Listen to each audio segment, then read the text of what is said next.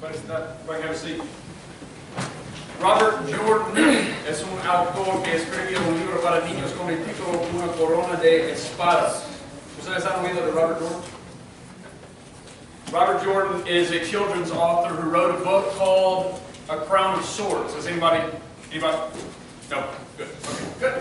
Good. En el libro él dijo esto. Él dio esta cita. En una tierra cruel, aprendes a reírte de la crueldad o pasas tu vida llorando.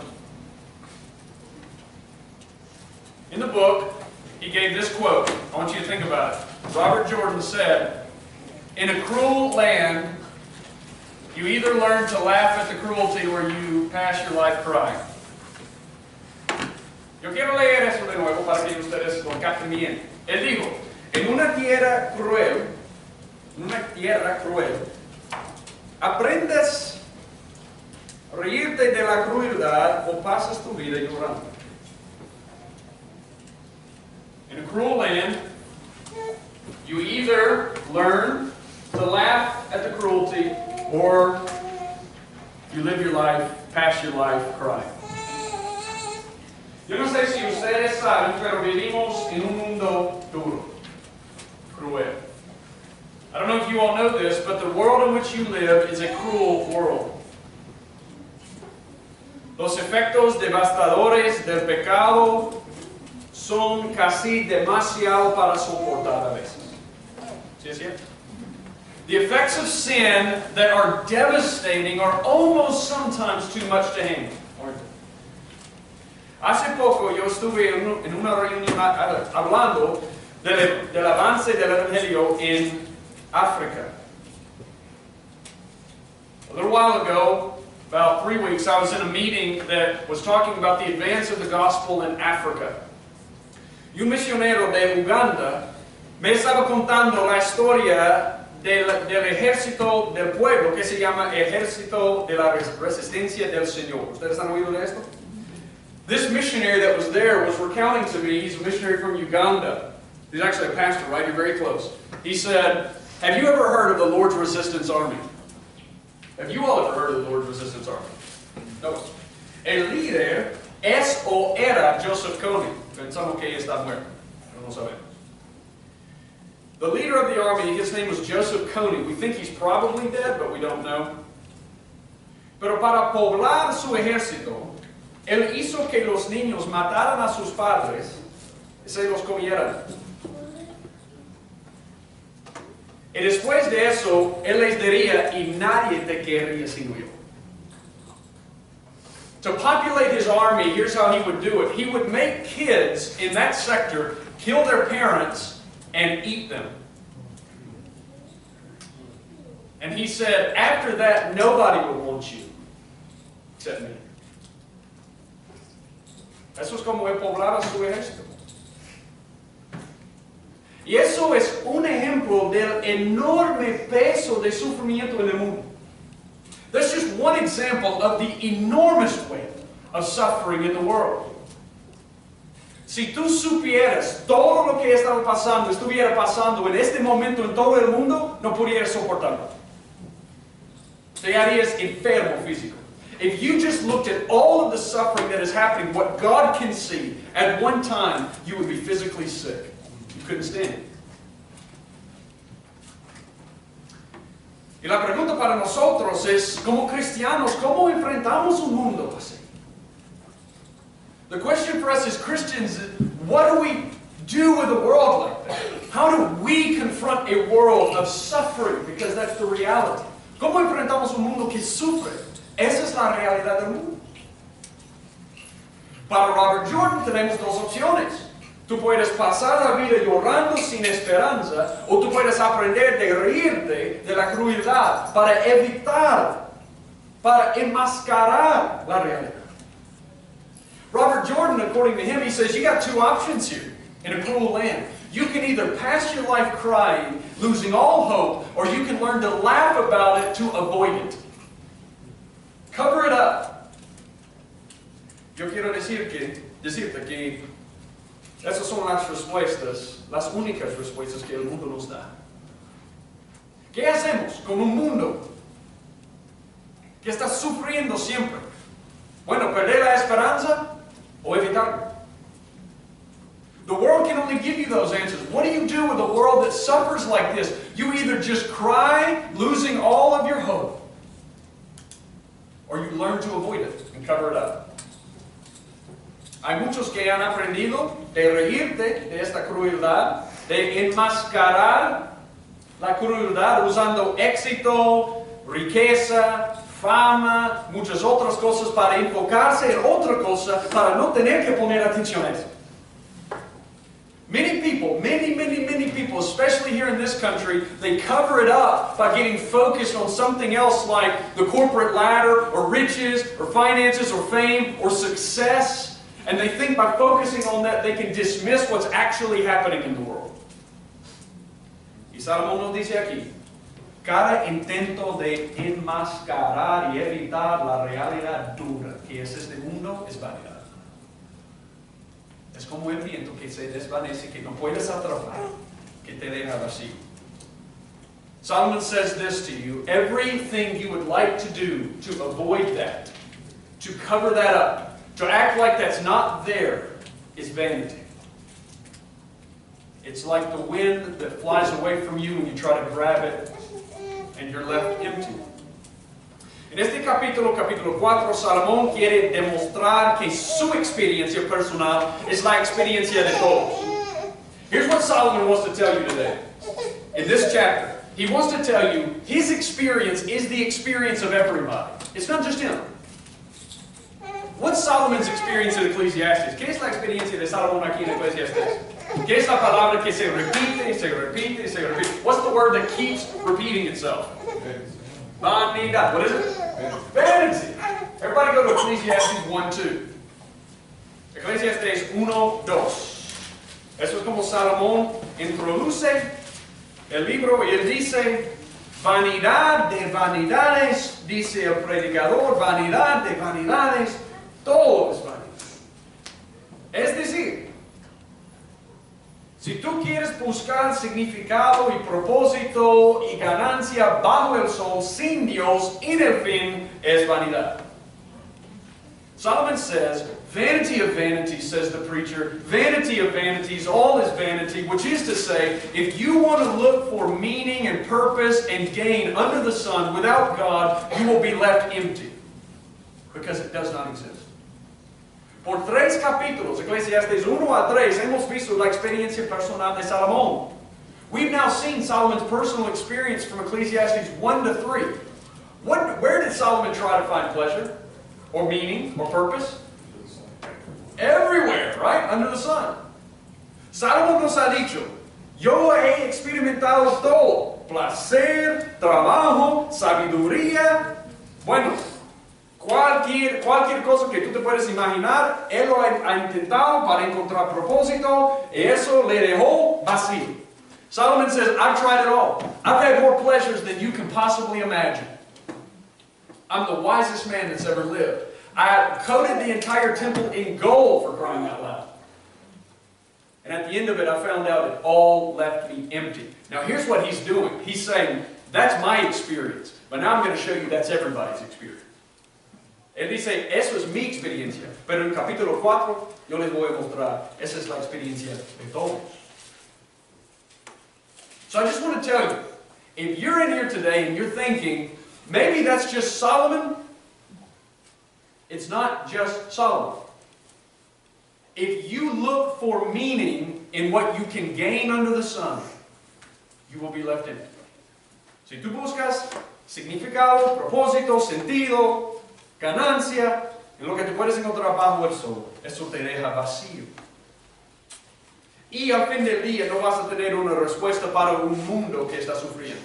And you will not have, I promise you, at the end of the day, if you look for it under the sun, you have no answer for this world. They tried. They tried. Este mundo sin Dios te deja con opresión, frustración y decepción. What this world will leave you with without God, I want you to memorize these words today, okay? I want you to walk away, you're going to have these words. Oppression, frustration, disillusion. Okay? We're going to say this together. Opresión. Frustración. Decepción. Oppression. Frustration. And dissolution. That's what the world's going to leave you with. Now, what I want to show you is that the gospel has a better answer. Yo quiero mostrar que el evangelio tiene una mejor respuesta. Si este mundo solo me da opresión, frustración y desilusión o decepción, el evangelio me da una mejor respuesta. Y el evangelio tiene una respuesta para un mundo que está sufriendo. The gospel has an answer in a world of oppression, frustration, and disillusion, and the gospel has an answer for a world that's suffering. Now, everybody go to Ecclesiastes chapter 4. Ecclesiastes 4. Ecclesiastes 4. Ya hemos visto en Ecclesiastes 3, cuando concluimos hace mucho, Salomón estaba hablando de la injusticia del mundo de nuevo, pero él concluyó en Ecclesiastes 3:17 que Dios hará justicia, y eso fue su esperanza. Solomon, we concluded about 3 months ago when we stopped in Ecclesiastes. In Ecclesiastes 3:17, he concludes, I know what injustice is, but I know God will do justice, and that was his hope. But now he's turned his eyes to look at the world. He says, what's the world's answer to injustice? Ahora él no está pensando en sí mismo. Él tiene la respuesta. Él está mirando al mundo. ¿Qué es la respuesta del mundo a un mundo sufriendo? Everybody look here at Ecclesiastes chapter 4 verse 1. Ecclesiastes 4:1. Entonces yo me volví y observé todas las opresiones que se cometen bajo el sol. Y he aquí vi las lágrimas de los oprimidos, sin que tuvieran consolador. En mano de sus opresores estaba el poder, sin que tuvieran consolador. Eso es lo que él vio. What did Solomon see when he looked at his world? I looked again at all the acts of oppression which were being done under the sun, and behold, I saw the tears of the oppressed, and that they had no one to comfort them, and on the side of their oppressors was power, but they had no one to comfort them. ¿Qué es la frase que se repite? What's the phrase that repeats in this verse? No one to comfort them. No tuvieron consolador. Sin que tuvieran consolador. Hay muchos tipos de opresión en el mundo, pero la opresión que Salomón vio es la opresión de los débiles por los poderosos, y ellos no tienen un consolador. There's a lot of types of oppression in the world, I want you to know that. But the type of oppression that Solomon saw was the oppression of weak people by powerful people, and these people had no one to comfort them. Now I want to ask a question. Does that still happen? ¿Todavía sucede eso? La opresión de los débiles por los poderosos y no hay nadie para consolar. Ejemplos. Yo buscaba estadísticas. So I started looking up stats. ¿Sabías que hoy hay un estimado 30 millones de esclavos en el mundo? Did you know that today they estimate there are 30 million slaves in the world? ¿Sabías que esta semana en el estado de Nueva York legalizaron el aborto hasta el nacimiento? Did you know that in New York State this week they legalized abortion until birth?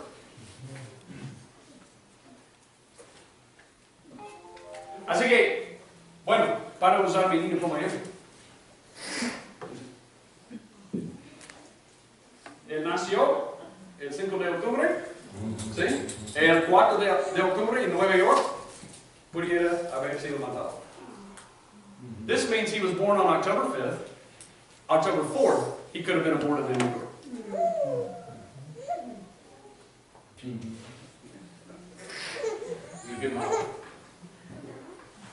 Tú sabes que en Nueva York, un prisionero con la pena de muerte no puede ser matado con inyección letal, pero un bebé sí. Did you know they can't kill a prisoner on death row in New York with lethal injection, but they can a baby? Did you know that? Y ellos dicen que hemos avanzado como sociedad. They say we've advanced as a society, have we? Los actos bárbaros que Salomón vio, todavía vemos. The barbaric acts that Solomon saw in his day are the same things we see today. ¿Tú sabes lo que ellos hicieron en el día de Salomón? You know what they did in Solomon's day? Everybody put your hands out like this. Pon las manos así.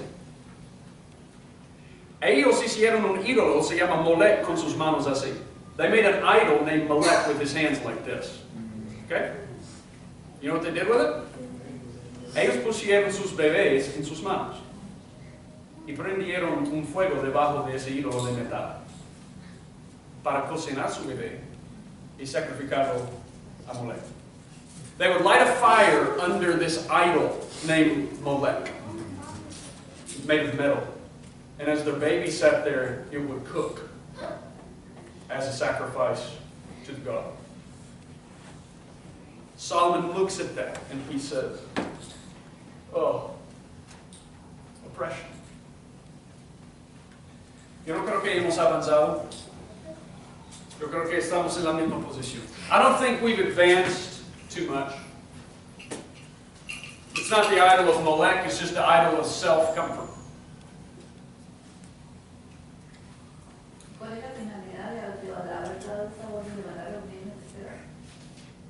Para dar autonomía.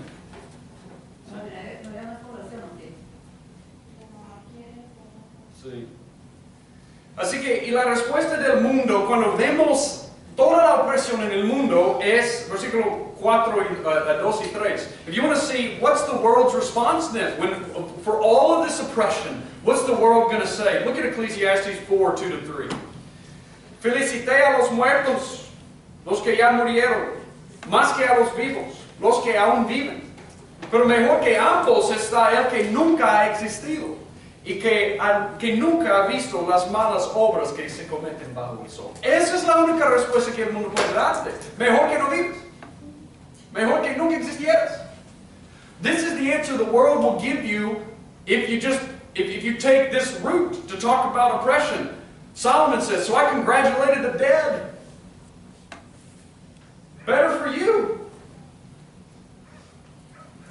Who are already dead, more than the living who are still living, but better off than both of them is the one who has never existed, who has never seen the evil activity that is done under the sun. Better that you never existed. Have you ever thought that? ¿Alguna vez has pensado eso? Mejor si yo nunca existiera. It would have been better if I never existed. Have you ever thought that? El sufrimiento en este mundo sin Dios nos lleva a ese punto. The suffering of this world without God takes us there. You remember what Job said? Job 3. ¿Te recuerdas lo que Job dijo? Job 3:11. Mira esto. Job 3:11. Listen to this. Porque no morí yo al nacer o expiré al salir del vientre. Versículo 20. Porque se da luz al que sufre y vida al amargado de alma, a los que ansían la muerte pero no llega y cavan por ella más que por tesoros, que se alegran sobremanera y se regocijan cuando encuentran al sepulcro. Yo quiero morir, dijo Job. Job says, why did I not die at birth? Come forth from the womb and expire. Why is light given to him who suffers, and life to the bitter of soul, who long for death, but there is none, and dig for it more than hidden treasures, who rejoice greatly and exult when they find the grave? Is that the only answer that we have in the face of oppression? En la cara de la opresión del mundo, ¿esa es la única respuesta? Mejor si nunca existiera. It'd be better if you never existed. Is that what we have to say to the world? Because that's all the world can say to itself. You got your Bibles, go over to Isaiah 53. Si tiene la Biblia, mira Isaías 53. Cierra. Yo estaba pensando en eso. ¿Qué es la respuesta que los cristianos tienen para un mundo en opresión? What's the answer that Christians have to a world that is oppressed? I think it's this. Isaías 53, con una profecía del Mesías, dijo, fue oprimido. ¿Quién fue oprimido? Jesús. What's it say, Isaiah 53? He was what? Say it with me. He was what? Say it loud. Oppressed. Everybody say it together. I know you're here this morning. Say it. He was oppressed. Él fue oprimido y afligido, pero no abrió su boca. Como cordero que es llevado al matadero y como oveja que anda sus trasquiladores permanece muda, no abrió él su boca. Por opresión y juicio fue quitado. He was oppressed and he was afflicted, yet he did not open his mouth. Like a lamb that is led to slaughter and like a sheep that is silent before its shearers, so he did not open his mouth. Watch this, by oppression and judgment he was taken away. Oppressed with what? Oprimido con qué? Con toda la opresión de la historia del mundo, en un momento.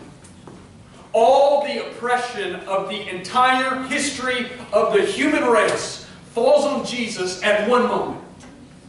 50 million babies aborted in the United States since 1973.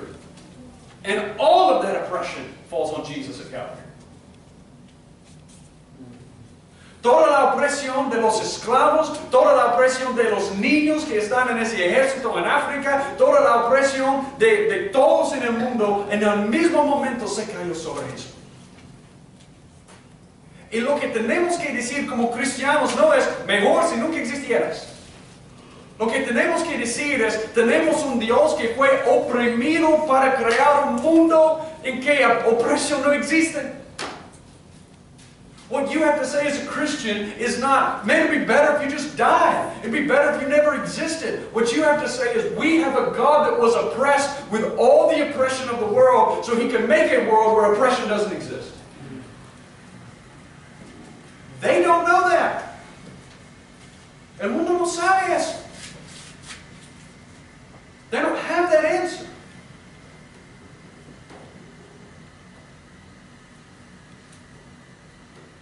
Pablo, cuando él estaba predicando a los en Atenas, él dijo que es por causa de la resurrección que tenemos la prueba que Dios va a hacer la justicia en el fin. Él va a arreglar todo a través de él. We have the hope, Paul says to the Athenians in Acts chapter 17, 30 to 31, that God will do what is right because of what Jesus has accomplished. Jesus is the proof that in the end God will fix it all and there will be a world where there is no oppression. Where I believe we'll see 50 million aborted souls. And a money. Así que lo que vamos a encontrar en el mundo es la opresión, que es la respuesta del mundo. Mejor que mueras, mejor que nunca existieras. ¿Qué es la respuesta de nosotros? Tenemos un Dios que fue oprimido para crear un mundo en que opresión no existe.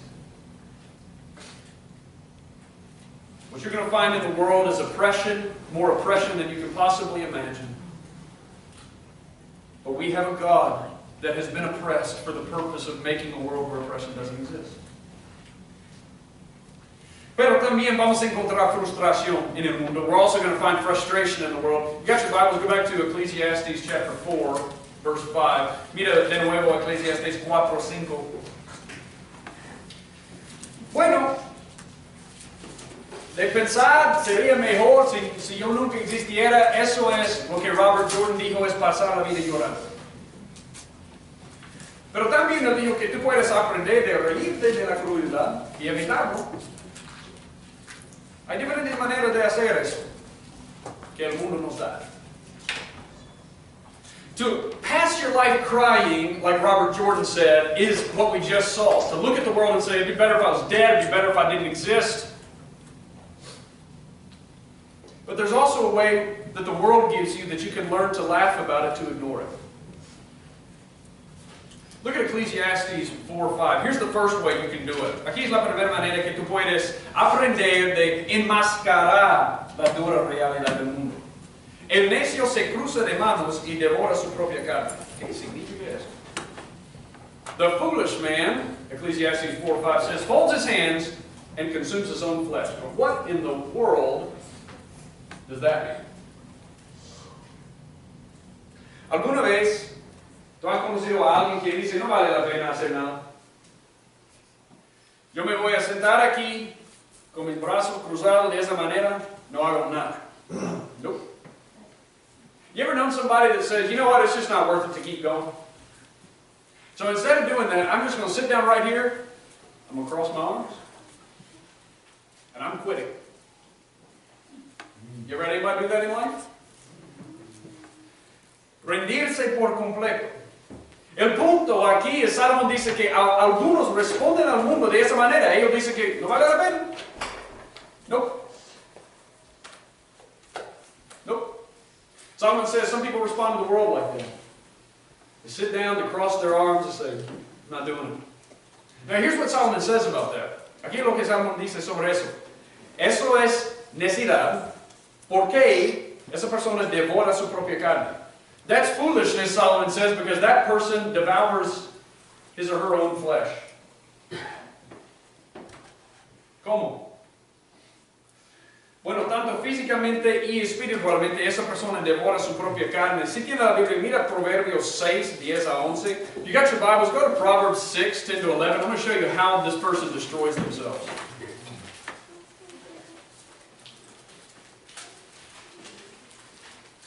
Proverbios 6, 10 a 11, Proverbs 6, 10 to 11.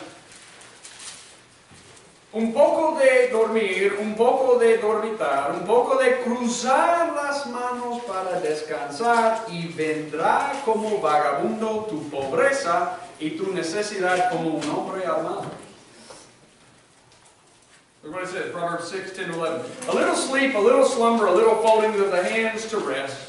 Your poverty will come in like a vagabond, and your need like an armed man. Físicamente, Salomón dice, bueno, bien prácticamente, si tú quieres hacer eso, tú vas a tener necesidad. If you want to do this, you'll be in need, Solomon says. You can't do that. Pero la otra cosa es para tener esta actitud, es el primer paso para llegar ahí donde tú dices, mejor si yo nunca quisiera. The other thing about it is if you have the attitude where, just forget it, that's the first step towards saying, it'd be better if I never existed. That's the first step. I just give up. Fold your arms. El otro camino para ignorar o no hacer caso a lo que está pasando en el mundo, y yo creo que es más común aquí en Estados Unidos, es ecclesiastes 4:4. The other way to kind of get rid of the world and try to mask or ignore all of the harsh reality of the world, I think this is more common here in the States, is Ecclesiastes 4:4. Look at this. Yo he visto que todo trabajo y toda obra hábil que se hace es el resultado de la rivalidad entre el hombre y su prójimo. También esto es vanidad y correr tras el viento. Ecclesiastes 4:4 says, I have seen that every labor and every skill which is done is the result of rivalry between a man and his neighbor. This too is vanity and striving after the wind. Otra actitud para enmascarar la realidad y enfocarte en otra cosa es decir, yo voy a estar en la cima. Si los débiles están oprimidos, yo voy a estar poderoso. Yo voy a ser poderoso en la cima. Y Salomón dice que si tú quieres hacer eso, todas las personas en tu vida se convierten en enemigos. Porque ellos pueden quitar algo de ti que tú quieres. Yo quiero estar en la cima. The other way to do this, to look at the world and to try to cover it up and ignore it, is to say, I'm going to be on the top. I'm going to get there. Because you know what? If people who are weak or oppressed, you know what I need to be? Powerful. I need to get there. And Solomon says, you know what will happen if that's your desire in life? Every other person in your life will become a rival. Have you ever seen this happen to people? Their desire is to be there, and because of that, they have to step on top of everybody else to get there. And everybody becomes an enemy because everybody can take something from them that they want. True or false? Salomón dice que esto es vanidad y correr tras el viento. Si tú quieres usar las personas para llegar al cima, para que no tengas que ser débil y ser oprimido, él dice esto. Eso es vanidad. Porque el éxito a costa de las personas en tu vida nunca te satisfará. Success at the cost of other people in your life will never satisfy you. Ever. Solomon says it's vanity. It won't satisfy you. You know who you should ask about this? Judas. Pregúntale a Judas. ¿Qué hizo Judas? Él tenía a Jesús, pero él dijo, yo quiero estar en la cima. Y Jesús es una amenaza a mi plan. Así que yo le voy a vender, yo voy a hacer que él sea mi rival. ¿Qué fue el fin de esa historia? Y él, Mateo 27:5, arrojando las piezas de plata en el santuario, se marchó y fue y se ahogó. If you ask Judas about this, hey Judas, tell me about trying to get to the top. Does it make everybody else your enemy? I think this is what he would say from hell. He would say, I wanted to get to the top so badly that I made God my enemy. I made him my rival. And I sold it for 30 pieces of silver. And what was the end of that story in Matthew 27? He throws the silver back and he goes and hangs himself. Alone.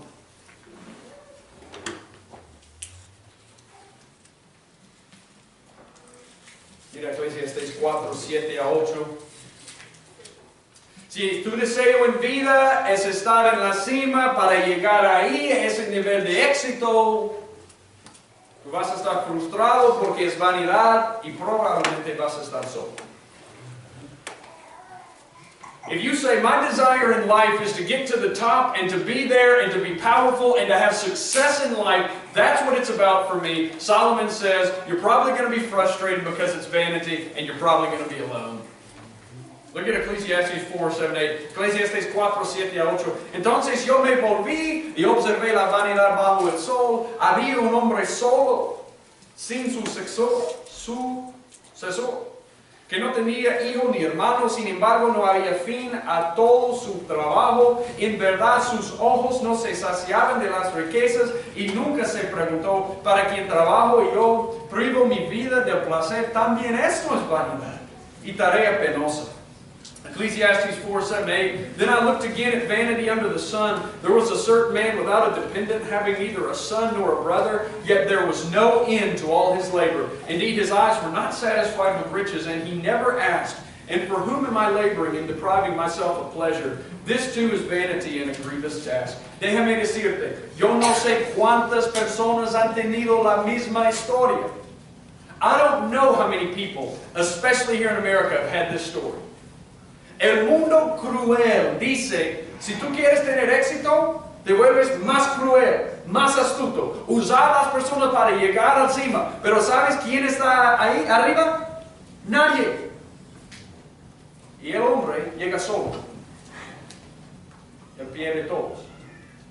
I don't know how many people have gotten to this point. This is the story of so many. But the cruel world says to you, you want to know how you can be successful? Become more cruel. Use people to get to the top. And then when you're there, you're going to find this out. As Ravi Zacharias has keenly said. There's nobody there. And you've lost everybody to get there. Y lo peor es que este hombre que está trabajando por sí solo para llegar ahí arriba, para llegar al cima, él llega ahí y nunca es suficiente. Sus ojos no se saciaban de las riquezas. The worst thing about this is that the guy gets there to the top and what he finds out is that there's nobody there and nothing has ever been enough. Listen, Lee Iacocca of the Chrysler Corporation back in its heyday when they were making money hand over fist, they said, how much is enough? You know what he responded? Just a little bit more. It'll always be just a little bit more.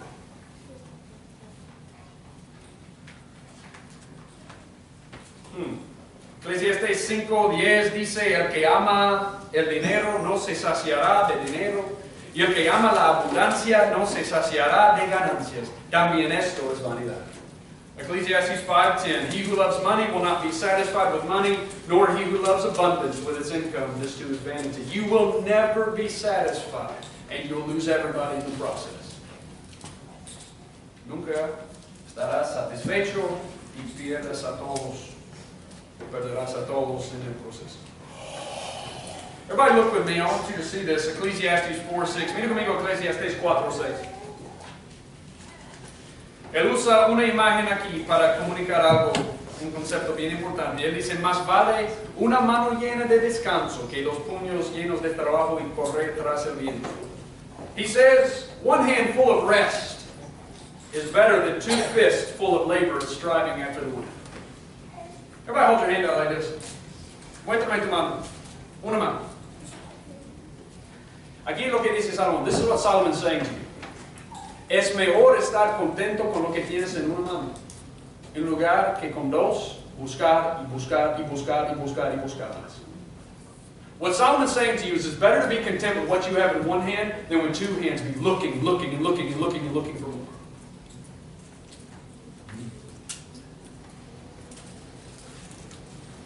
Frustración, aislamiento. Eso es lo que el mundo tiene que enseñarnos. Eso es lo que el mundo tiene que ofrecer. What the world has to offer you is frustration and isolation. That's what you get from the world. Y tú puedes decir, bueno, en este mundo cruel, tú puedes decir, ya no más esto, o yo quiero más. You have two options, the world says, in this cruel world. It says you can cross your arms like this and do nothing, or you can just want. And I want to say a word here that I want us to remember. Yo quiero decir una palabra que yo quiero que grabemos en la mente. Content. Content. Can I say content? Content. Contentamiento. Contento. How does the gospel change our view of the world? How does the gospel change the way we approach the world? Do we do this or do we do this with the gospel? ¿Hacemos esto con el evangelio o es algo diferente? El evangelio nos enseña a estar contento con lo que Él nos ha dado para servir al mundo. The gospel teaches you to be content with what you have so you can serve the world, not cross your arms and forget it or just want so much of it. Listen to what Ephesians 1:3 says. Escucha Efesios 1:3. Bendito sea el Dios y Padre de nuestro Señor Jesucristo, que nos ha bendecido con ¿qué? Toda bendición espiritual en los lugares celestiales en Cristo. Ephesians 1:3 says this.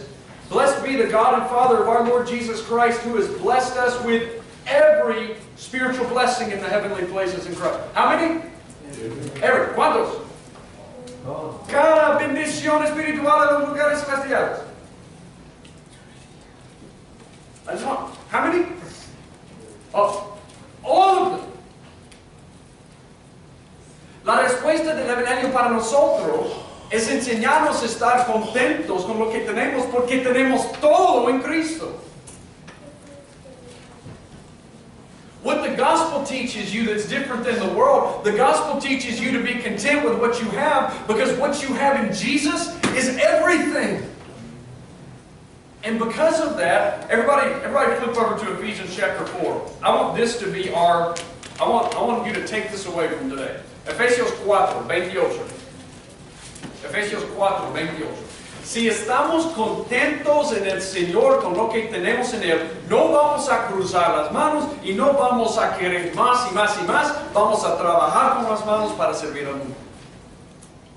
If we are content in Jesus, we are not going to cross our arms and say, forget it, and we're also not going to say, I need more and more and more. If we're content in Jesus, we will work to serve. Look what Ephesians 4 says. El que roba, no robe más, sino más bien que trabaje, haciendo con sus manos lo que es bueno, a fin de que tenga que compartir con el que tiene necesidad. Esa es la respuesta.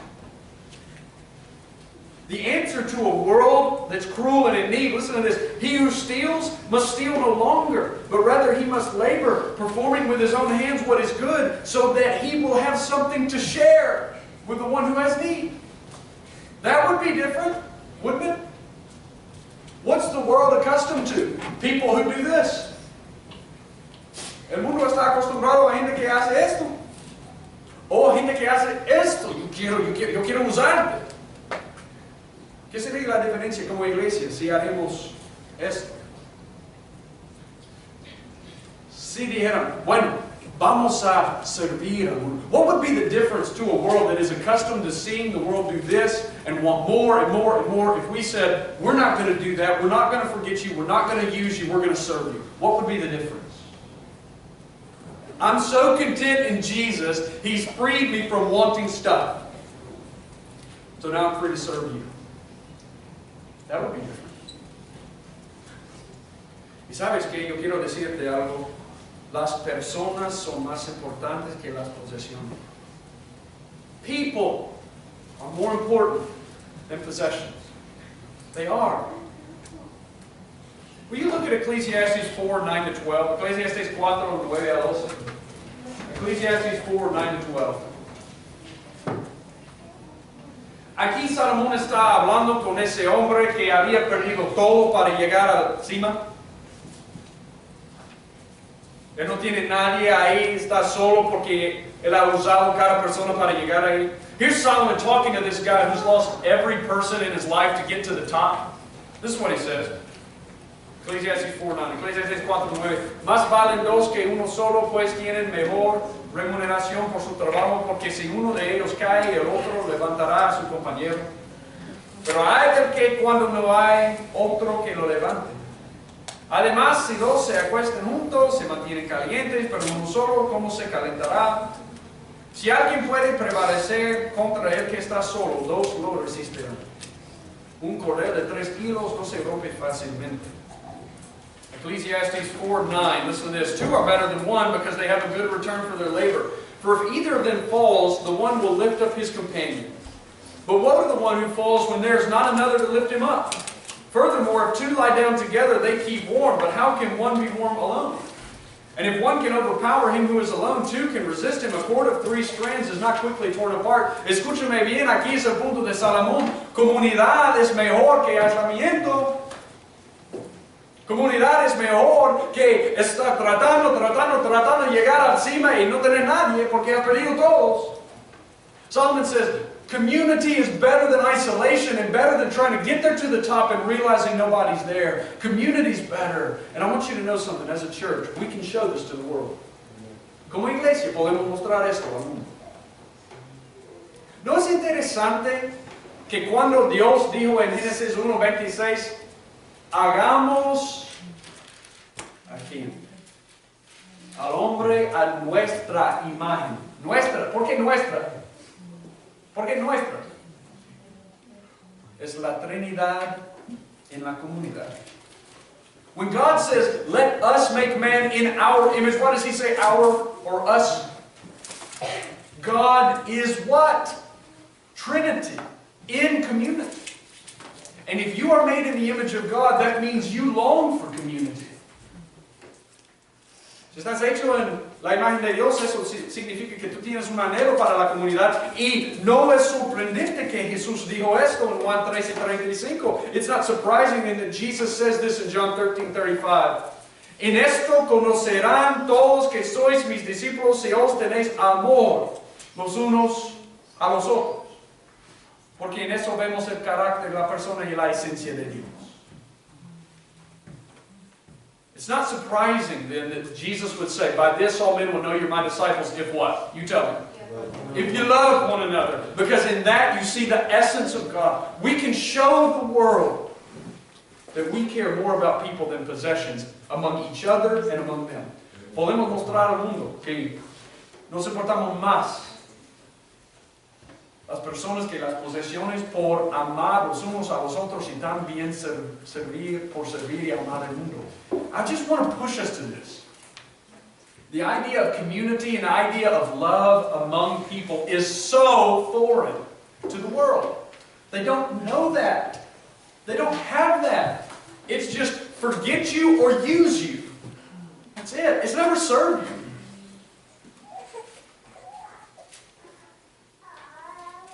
Salomón dice, bueno, si tú quieres encontrar una respuesta en el mundo, vas a encontrar opresión y frustración.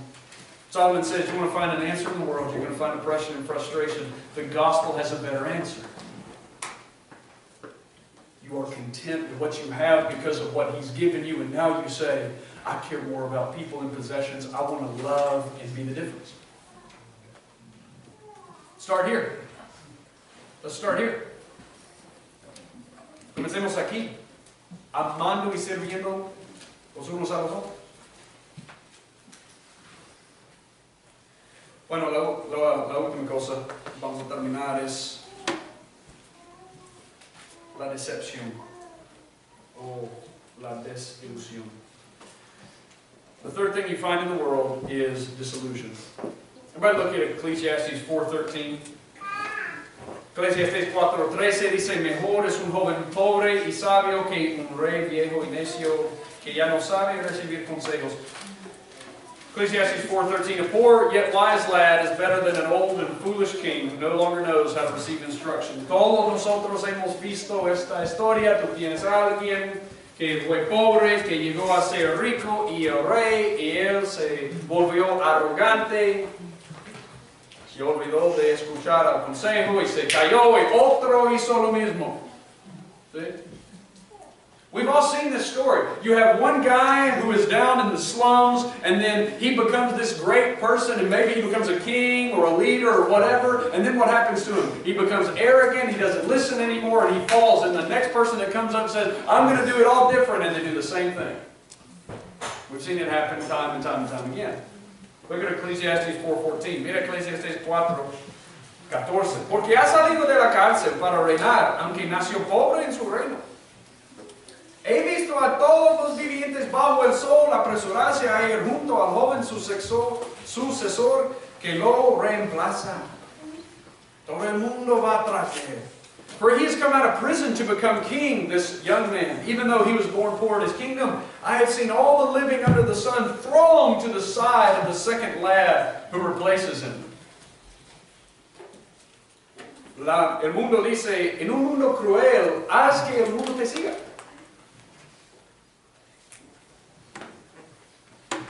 Ganes la fama.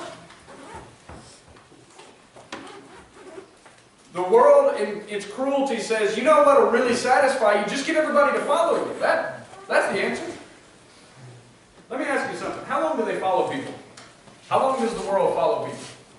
¿Por cuánto tiempo sigue el mundo cualquier persona?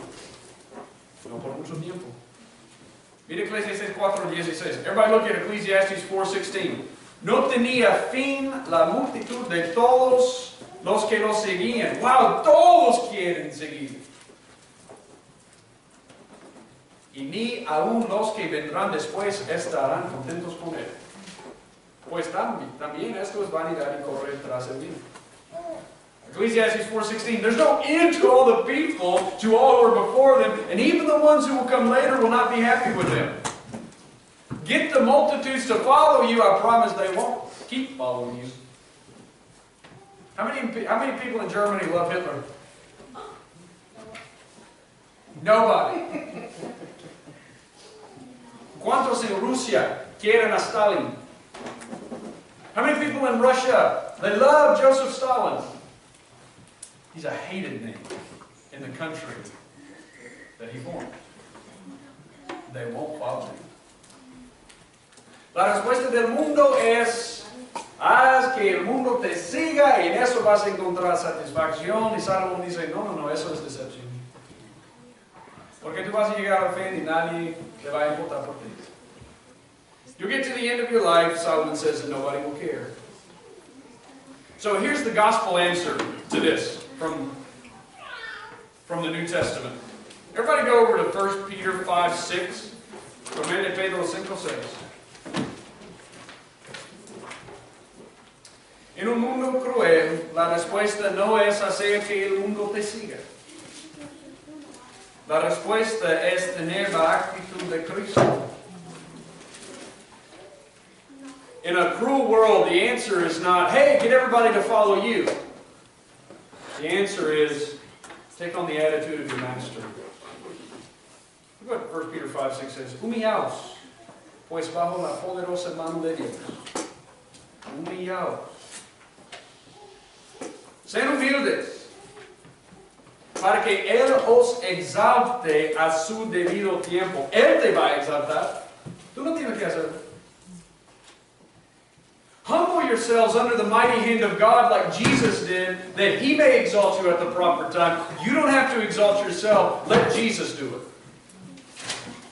You don't do it. You say, I take the attitude of my master. Let me tell you how He's going to exalt you in the end.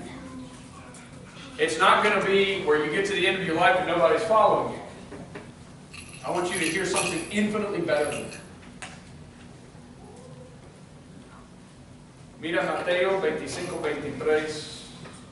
This was un verso muy conocido. Matthew 25:23. Listen to what Jesus says to His followers. Su Señor le dijo, bien siervo, bueno y fiel. En lo poco fuiste fiel, sobre mucho te pondré. Entra en el gozo de tu Señor. No haz que todo el mundo te siga. Seas un seguidor de Cristo. Y en eso Él te va a exaltar. He says, Jesus to His disciples, well done, good and faithful slave. You were faithful with a few things. I'll put you in charge of many things. Enter into the joy of your master. And Jesus says, don't try to get everybody to follow you. You follow me and I'll exalt you. ¿Qué vamos a hacer con un mundo que está sufriendo? No vamos a decir mejor que nunca existiéramos, no vamos a cruzar las manos, no vamos a querer más y no vamos a hacer que todo el mundo nos siga para encontrar la respuesta, porque en eso vamos a encontrar opresión, frustración y desilusión. In a world that's suffering, what we're not going to do is we're not going to say, it'd be better if I never existed, throw in the towel, cross my arms, or want more and more and more and more and more, or say, let's just get everybody to follow me, because that's the answer. It's not the answer. You're going to find oppression, frustration, and disillusion. What is the answer? The gospel is the answer. ¿Qué es la respuesta? El Evangelio. El Evangelio que nos enseña que nuestro Dios fue oprimido para darnos todas las bendiciones espirituales para siempre, para que podamos servirlo y ser exaltado en el fin. The answer is the gospel that teaches you that your God was oppressed to give you all of the spiritual blessings in the heavenly places so that you could be content, serve the world, and in the end be exalted as a faithful servant. That's the answer. I want you to know you're going to find somebody who's suffering today. Tú vas a encontrar a alguien que está sufriendo hoy. Tal vez es niño. Pero tú vas a encontrar a alguien que está sufriendo. Y la respuesta para ellos es el Evangelio. You will find somebody who is suffering, either you or somebody else. And I want to tell you, the response and the answer to them is not anything this world will give you. The response is, look at what Jesus did. Every answer lies there. Amen? Amen. Let's pray. Gracias, mi Señor, por esta mañana que nos has dado. Gracias por tu palabra. Gracias porque tenemos la respuesta en un mundo tan cruel, tan difícil, tan duro. Hay personas, mi Señor, que están sufriendo aquí.